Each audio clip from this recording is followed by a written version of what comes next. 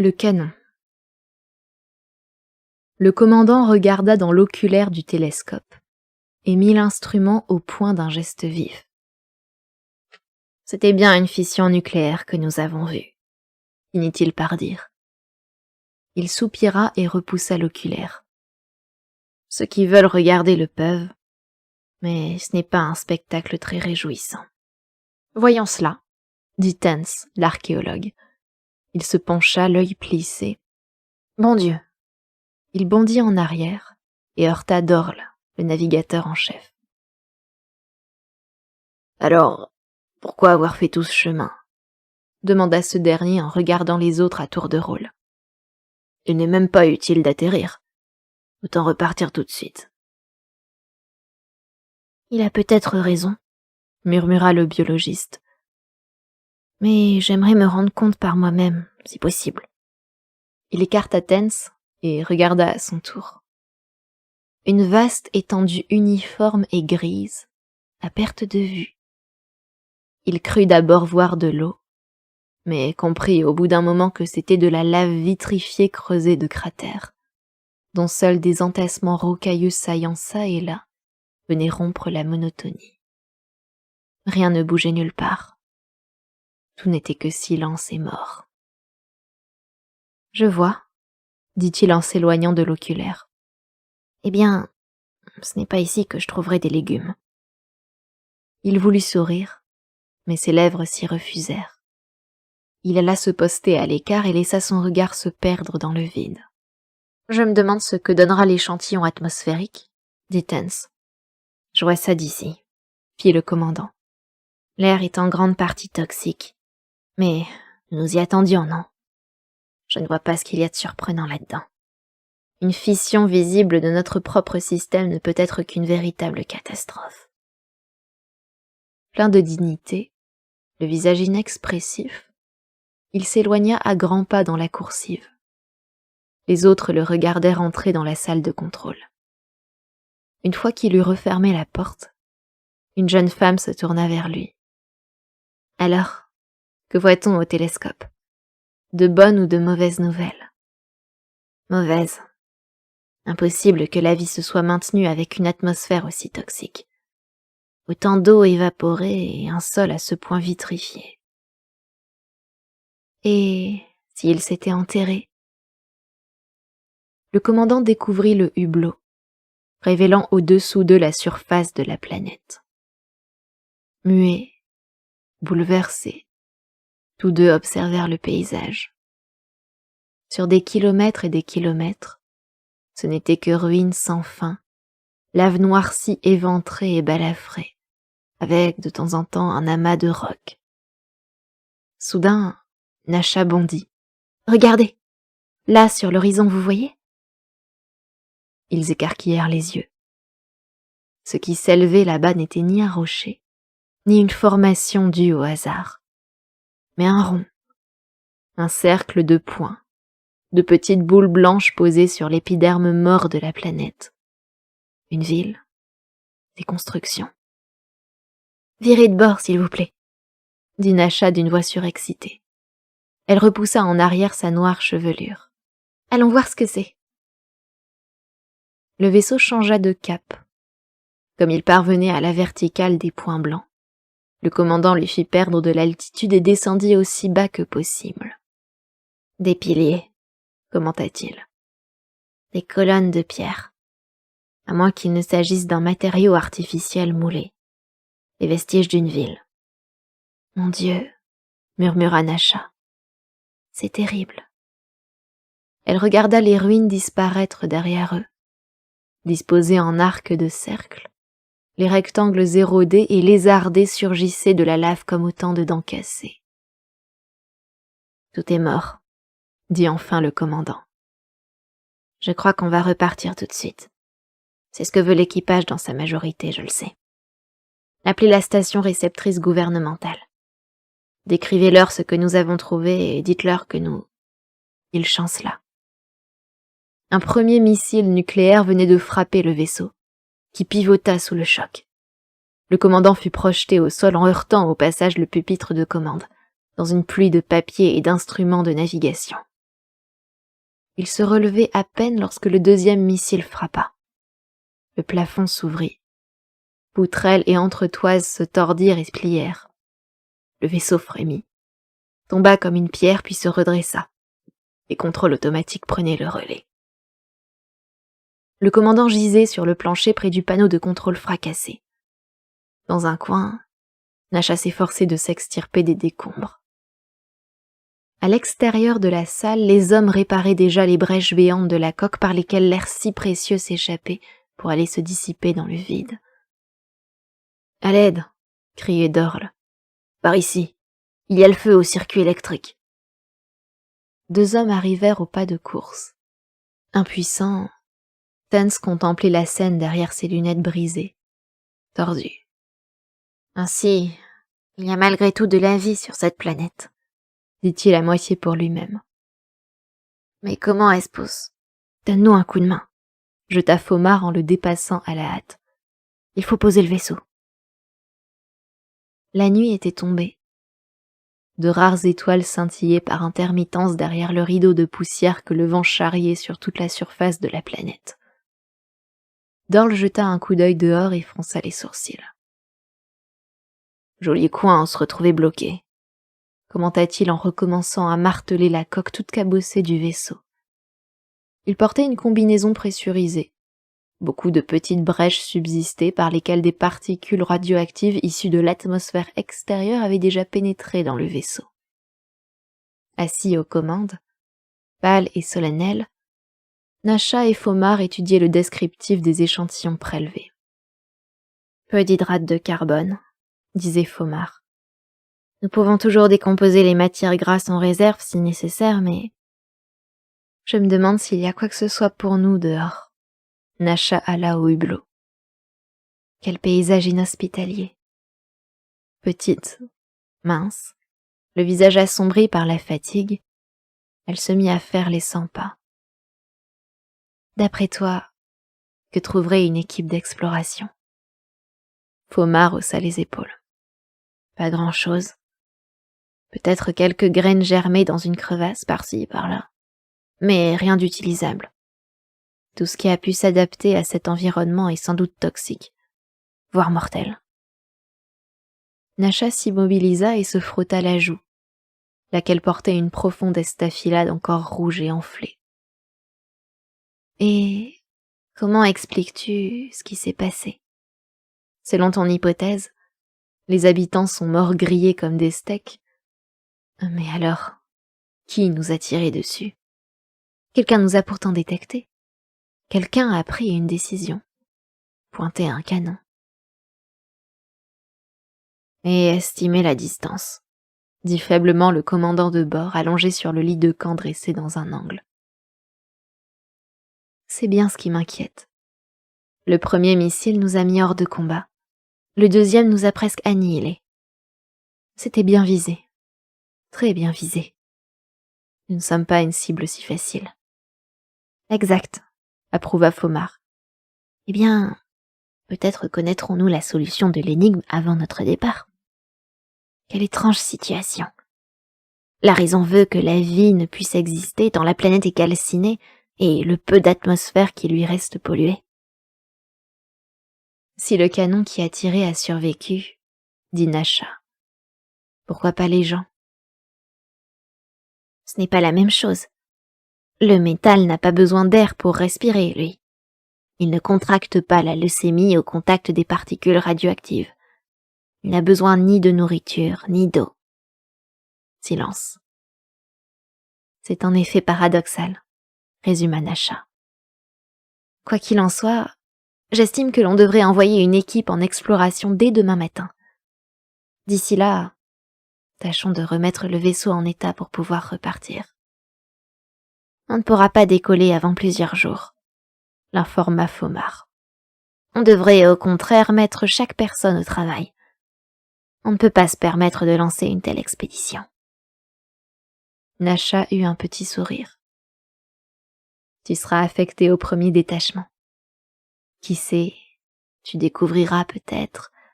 À quoi t'intéressais-tu tant déjà ? Aux légumes comestibles. Tu en trouveras peut-être. Mais, sois prudent. Ils nous ont déjà tiré dessus sans savoir qui nous étions ni pourquoi nous venions. Tu crois qu'ils se sont battus entre eux? Sans doute ne pouvaient-ils même pas imaginer qu'on puisse débarquer chez eux avec des intentions amicales, quelles que soient les circonstances. Quelle étrange caractéristique de l'évolution que la guerre interespèce. Combattre sa propre race. Nous le saurons demain matin, conclut Fomar. Allons dormir. Le soleil se levait, froid et austère. 3 personnes, 2 hommes et une femme, franchirent le sabord et se laissèrent tomber sur le sol ferme. Quelle journée, bougonna Dorle. J'ai bien dit que j'avais hâte de poser à nouveau le pied sur la terre ferme, mais... Viens, dit Nasha. Suis-moi, j'ai quelque chose à te dire. Tu veux bien nous excuser, Tens? Ce dernier acquiesça d'un air morne. Dorle rattrapa Nasha et ils avancèrent côte à côte, écrasant sous leurs semelles en métal le sol qui crissait sous leurs pas. Nasha jeta un regard à son compagnon. Écoute, le commandant est mourant. Nous sommes les 2 seules personnes à le savoir. Il sera mort d'ici la fin de la journée planétaire. Le choc lui a ébranlé le cœur. Il a presque 60 ans, tu sais. Dorle hocha la tête. C'est triste. J'ai beaucoup de respect pour lui. Bien entendu, tu le remplaces puisque tu es déjà commandante en second. Non, je préférerais voir quelqu'un d'autre prendre les rênes. Toi, peut-être. Ou bien Fomar. J'ai réfléchi au problème et il me semble que je devrais me déclarer décidée à faire office de second pour l'un ou l'autre, selon celui qui voudra assumer la charge de commandant. Ce qui me permettra de déléguer mes responsabilités. Mais je ne veux pas être commandant. Que Fomar s'en charge. Nasha l'observa.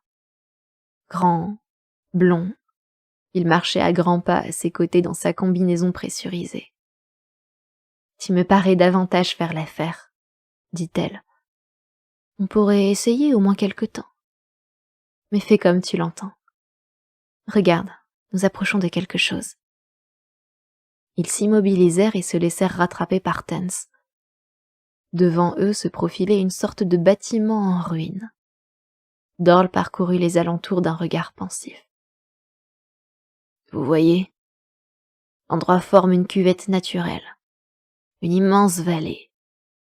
Remarquez la façon dont les formations rocheuses qui s'élèvent de tous côtés protègent le site.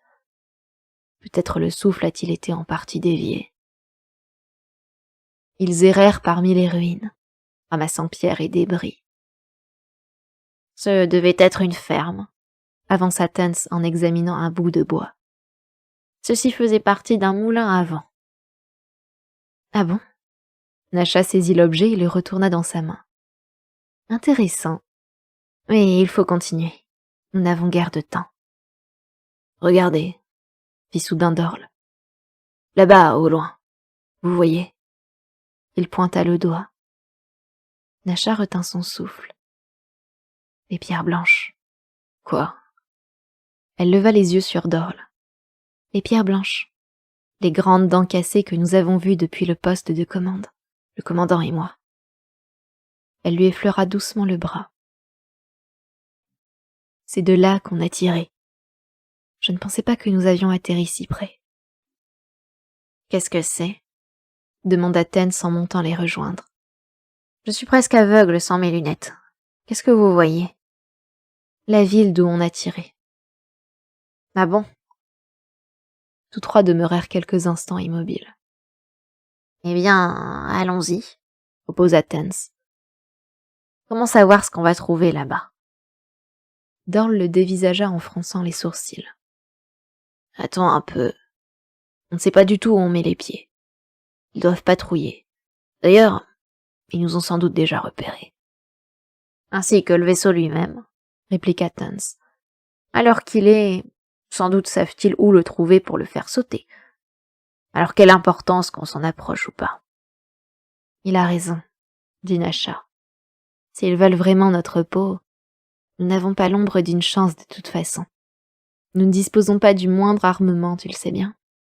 J'ai une arme de poing. Dorl hocha la tête. Bon, puisque c'est comme ça, allons-y. Tu as peut-être raison, Tans.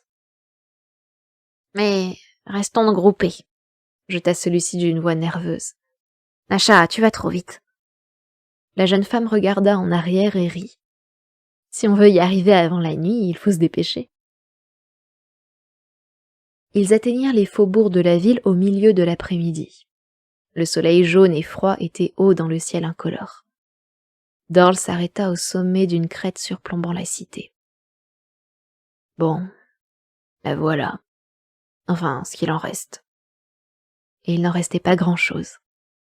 Les immenses colonnes de béton qu'ils avaient aperçues n'étaient pas des piliers, mais des fondations d'immeubles en ruine, cuites et recuites par le soleil et sectionnées à ras du sol ou presque. Rien d'autre ne subsistait que ce cercle irrégulier de blocs blancs, qui mesurait en tout près de 7 kilomètres de diamètre. Dégoûté, Dorl cracha. Encore du temps perdu.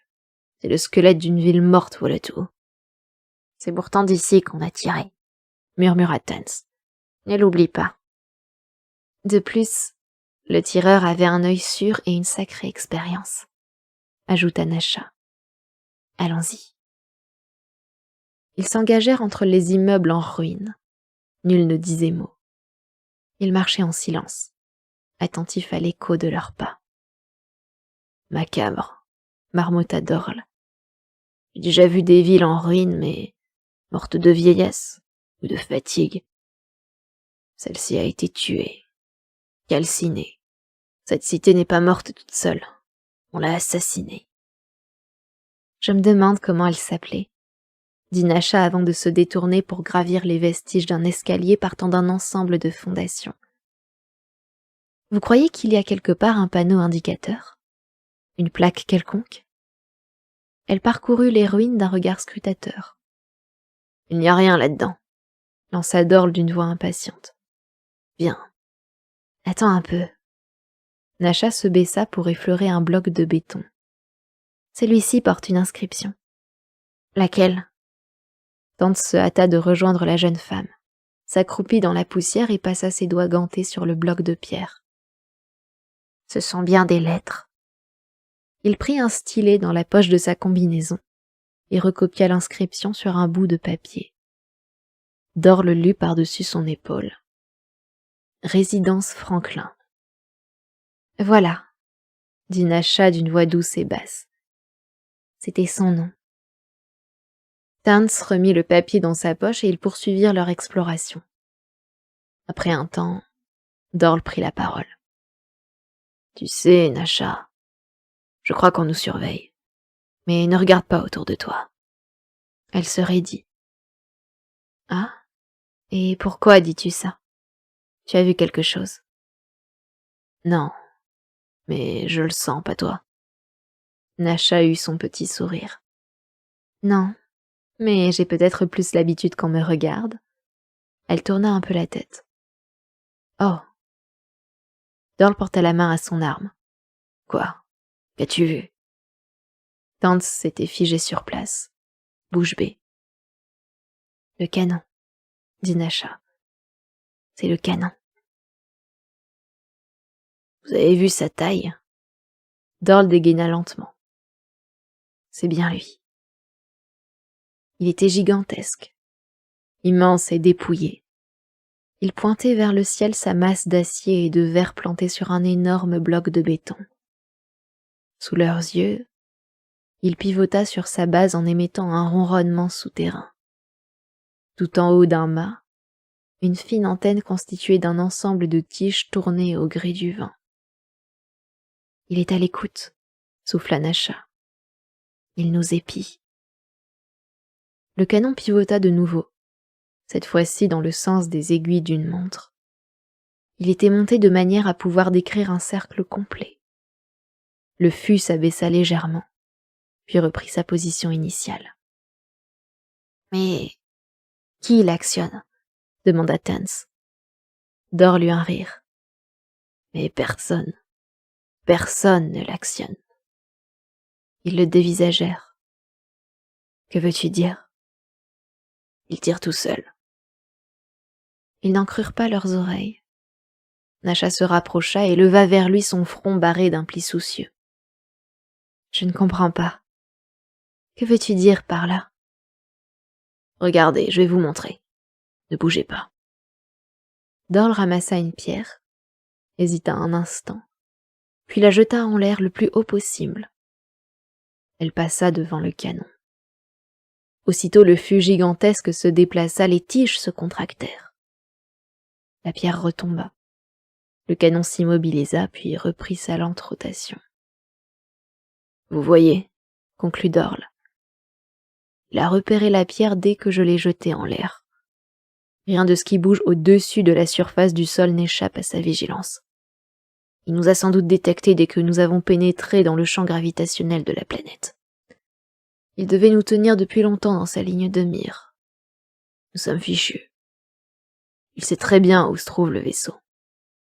Il se contente d'attendre que nous redécollions. Je comprends, dit Nasha en hochant la tête.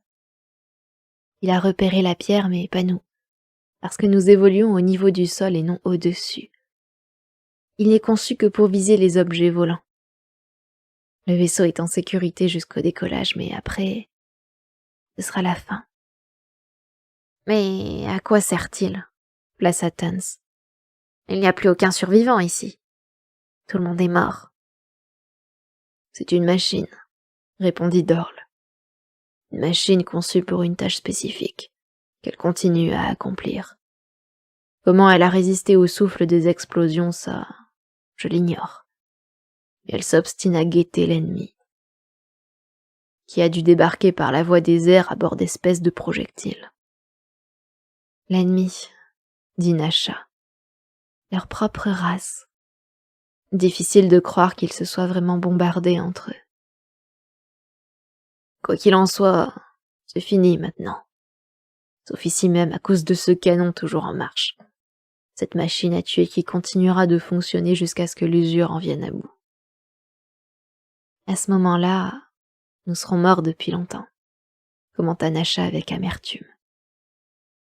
Ils avaient dû installer des centaines de canons comme celui-ci, murmura Dorle.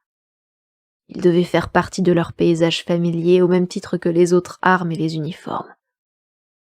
Pour eux, ce devait être aussi banal que de boire et de manger. Une véritable institution comparable à l'Église ou l'État. Les hommes étaient sans doute formés au combat, à la stratégie. C'est un métier comme un autre, honoré, respecté. Tans s'approcha du canon à pas lents en levant sur lui son regard myope. Plutôt complexe, non? Toutes ces antennes, tous ces tubes. Je suppose que ceci est une espèce de visée télescopique. Sa main gantée effleura l'extrémité d'une longue tubulure. Le canon réagit aussitôt. Le fût se rétracta, pivota. « Ne bouge plus !» cria Dorle. Le fût passa devant eux, en décrivant un cercle tandis qu'ils observaient une immobilité parfaite. L'espace de quelques secondes terribles, il hésita au-dessus de leur tête dans un concert de cliquetis et de bourdonnements, jusqu'à se placer en position de tir. Puis les bruits décrurent, et le canon se tut. Derrière la visière de son casque, Tans eut un sourire un peu bête. J'ai dû mettre le doigt sur une lentille. Dorénavant, je ferai attention. Il se hissa sur la plaque circulaire, se glissa précautionneusement derrière le fût du canon et disparut. Où est-il passé? S'irrita Nasha. Il va nous faire tuer. Reviens, Tans, hurla Dorle. Qu'est-ce qui te prend? 1 minute. Un long silence. Enfin, l'archéologue réapparut. Je crois que j'ai trouvé quelque chose. Grimpez, je vais vous montrer. Qu'est-ce que c'est? Dorle, tu disais que le canon était là pour tenir l'ennemi à distance. Je crois savoir pourquoi. Cette affirmation laissa les autres perplexes. Je pense avoir découvert ce que le canon est censé garder, reprit Tans. Venez donc me donner un coup de main. D'accord, lança soudain Dorle. On vient. Il prit la main de Nasha. Allons voir ce qu'il a trouvé. J'avais bien pensé à quelque chose de ce genre en voyant que le canon... De quoi veux-tu parler? Nasha retira sa main. Tu as l'air de savoir déjà ce qu'il a trouvé. Et en effet, juché sur la plaque, Dorl souriait. Tu te souviens de cette légende commune à toutes les races? Le mythe du trésor enfoui et du dragon, ou du serpent qui monte la garde auprès de lui afin de tenir tout le monde à l'écart. Elle hocha la tête. Et alors? Dorl pointa son doigt vers l'engin qui les dominait. Alors, dit-il, voilà notre dragon. Viens. En unissant leurs efforts, ils parvinrent à soulever le couvercle d'acier qu'ils poussèrent de côté. Quand ils eurent terminé, Dorl était en nage. Ça n'en vaut pas la peine, grommela-t-il. Il s'efforça de percer les ténèbres du trou béant. À moins que... Nasha alluma sa torche et en promena le rayon sur l'escalier qui s'enfonçait dans le noir. Une épaisse couche de poussière et de gravats recouvrait les marches. Au pied de celle-ci, une porte d'acier. « Venez !» jeta Tons, d'une voix remplie d'excitation. Il s'engagea dans l'escalier et les autres le regardèrent atteindre la porte, puis en tirer le battant avec espoir, mais sans succès. « Venez me donner un coup de main. » D'accord. Ils descendirent le rejoindre à pas prudents. Dorl examina la porte verrouillée, qui portait une inscription indéchiffrable. « Et maintenant ?» demanda Nasha. Dorl dégaina son arme. « Reculez, je ne vois pas d'autre solution. » Il pressa le bouton poussoir et le bas de la porte se mit à rougeoyer, puis à s'effriter. Dorl éteignit son arme. « Je crois qu'on peut y aller. Faisons un essai. » La porte se désagrégea sans difficulté. En quelques minutes, ils l'avaient mise en pièces, qu'ils transportèrent sur la première marche. Ils reprirent leur progression, précédés du rayon de leur torche. Ils aboutirent dans un caveau. Partout de la poussière sur plusieurs centimètres d'épaisseur. Caisses, cartons de bonne taille, coffres et autres conteneurs s'alignaient le long des murs. Les yeux brillants, Tans parcourut la pièce du regard. « Qu'est-ce que ça peut bien être ?» murmura-t-il. « Ça a sûrement de la valeur. » Il ouvrit un tambour rond au hasard. Une bobine tomba à terre, dévidant son ruban noir. Il l'examina à la lumière de la torche. « Regardez ça !» Les deux autres le rejoignirent. « Des images, » dit Nasha. « De minuscules images. »« Des archives, on dirait. » Tans replaça la bobine dans le tambour qu'il referma. « Voyez, il y en a des centaines. » Il promena çà et là le faisceau de sa torche. « Et ces caisses? Ouvrons-en une. » Déjà Dorl s'attaquait au bois devenu sec et friable.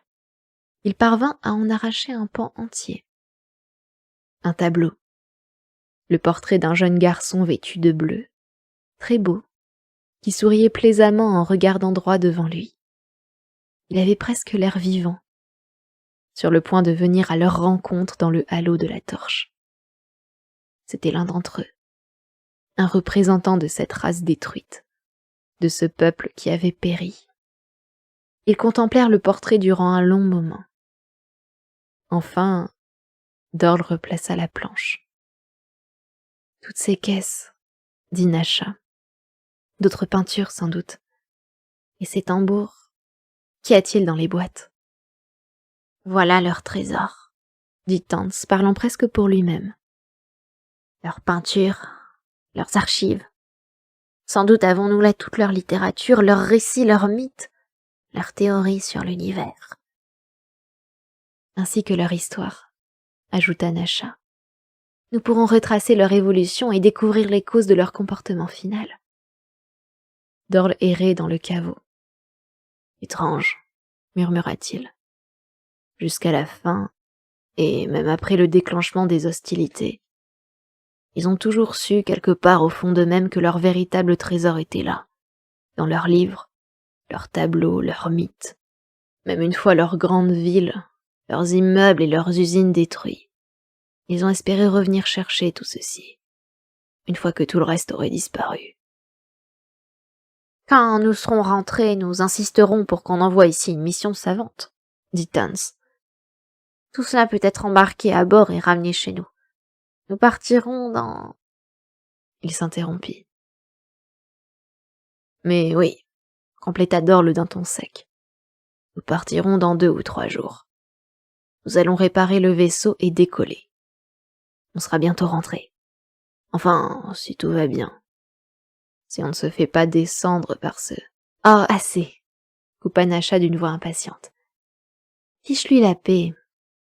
Il a raison. Tout ceci devra être ramené tôt ou tard.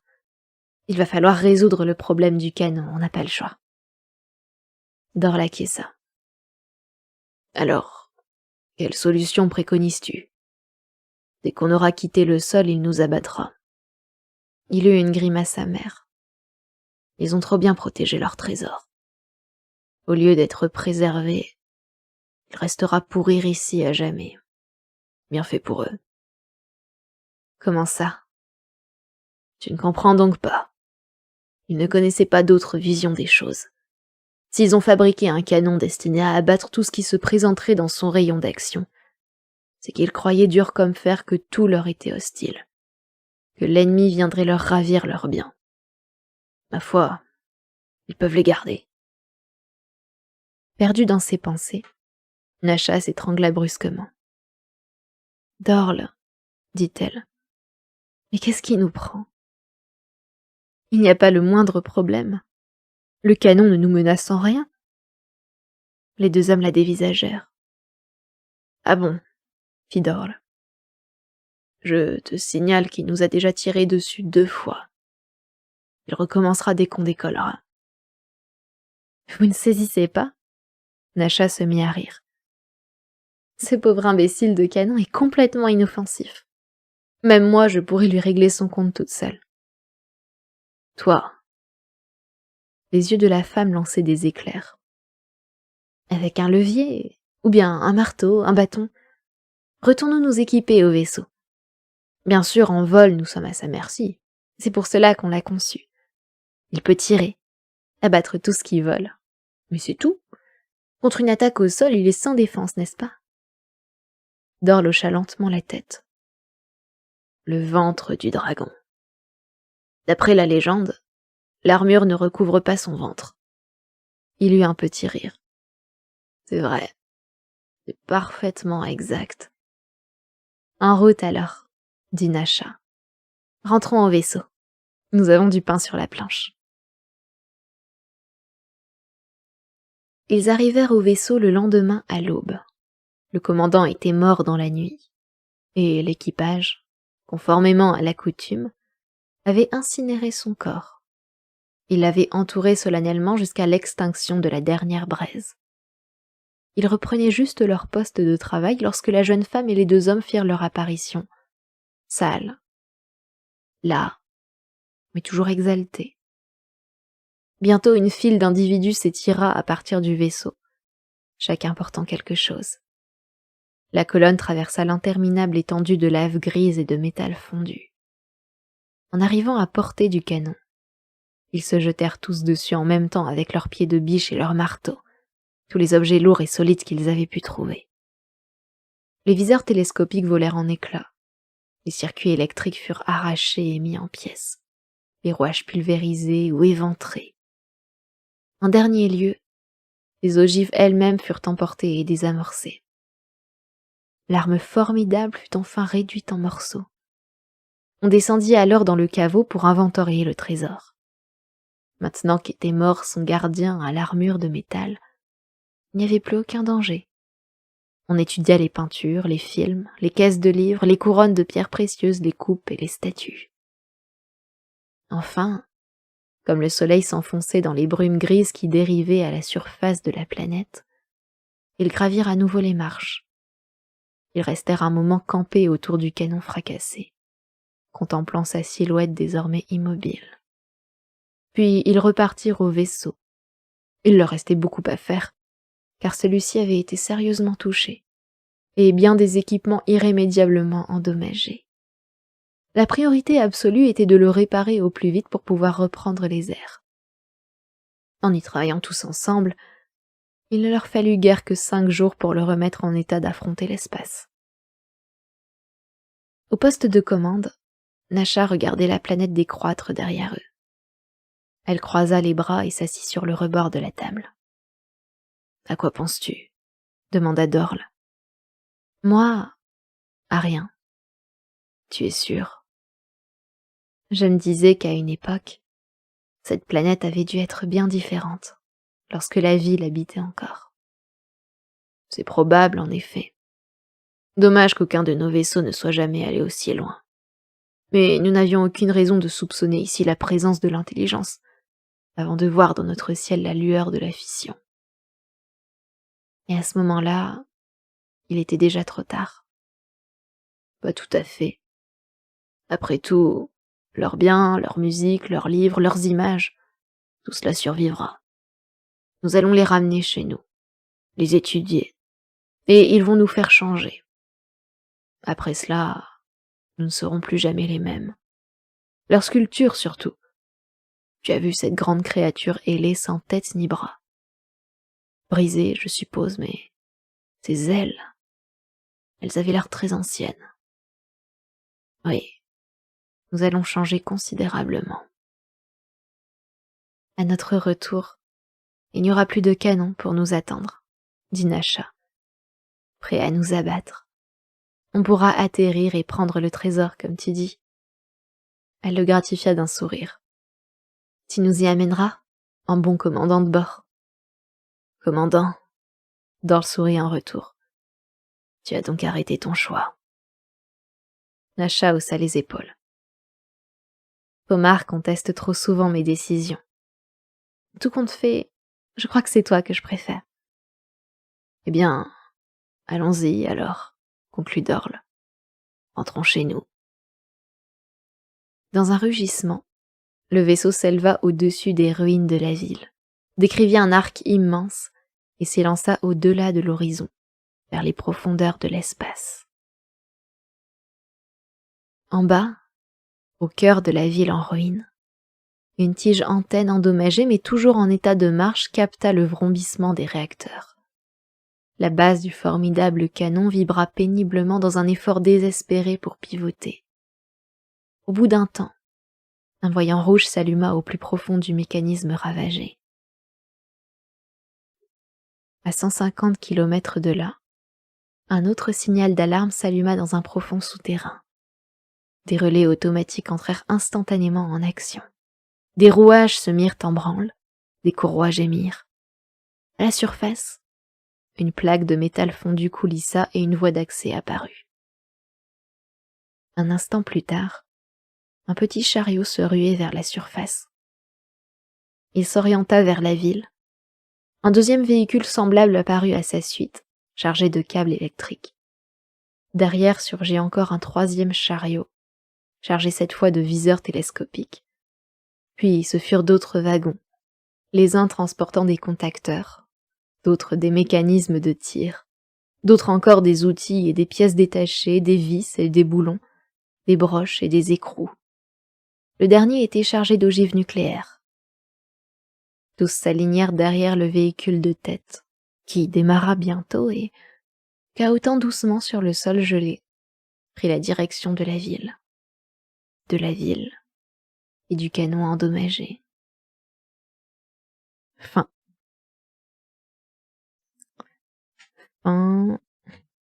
La fin. Ouais. Bon. Qu'en penser de cette histoire de canon? Bref. Ça m'a pas passionné. Personnellement. J'étais pas passionnée par le canon.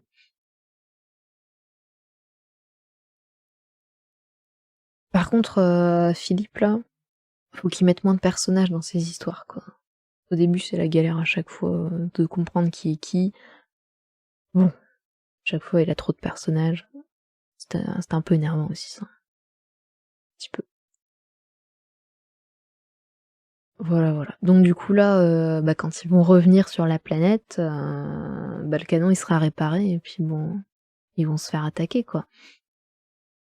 Ouais, c'est un peu triste quoi, de savoir ça, évidemment. Très triste. Mais c'est comme ça, c'est la vie chez eux visiblement. C'est un canon et il y a des petits véhicules, des petits robots qui réparent les canons. Voilà. Mais on sait pas vraiment qu'est-ce qui leur est arrivé à tous ces gens sur cette planète. Beaucoup de mystères. Beaucoup de mystères dans les nouvelles, hein, évidemment. Principe un petit peu des nouvelles aussi. On n'a pas toutes les réponses à tout.